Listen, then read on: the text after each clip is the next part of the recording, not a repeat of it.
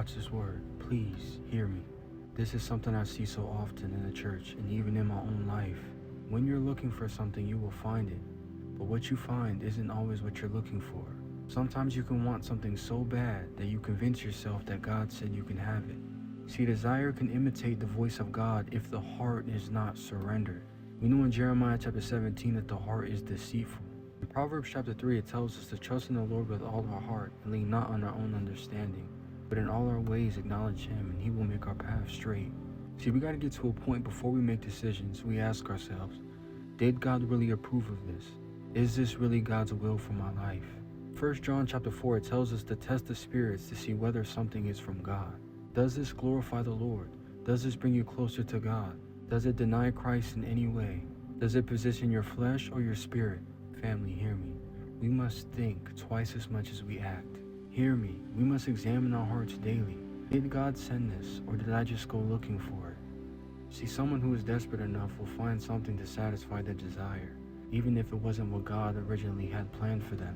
And this is why Scripture tells us to test the spirits, and Proverbs chapter 4 tells us to guard our heart, because our heart can deceive us when our desires are louder than God's voice. A heart trained by Scripture is not easily deceived by feelings. And when you read the Word, it sharpens your discernment, because now you're learning God's character, you're learning how He speaks, you're learning how He works. David says that the Word is a lamp to his feet, so it should be the same for you. Don't make any decision without coming to God first.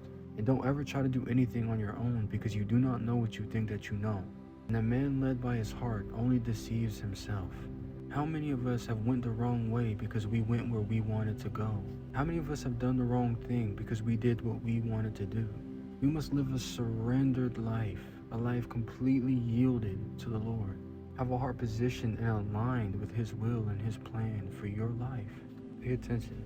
In Genesis chapter 3, Eve looked at the fruit long enough that it began to look good to her. But see, what she found when she gave into the desire was not wisdom, it was disobedience.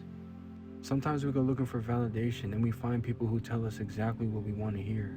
Sometimes we go looking for love and we find something that looks like love, but it leads us away from God. Sometimes we go looking for opportunity and it looks like a blessing, but slowly it's pulling our heart away from God.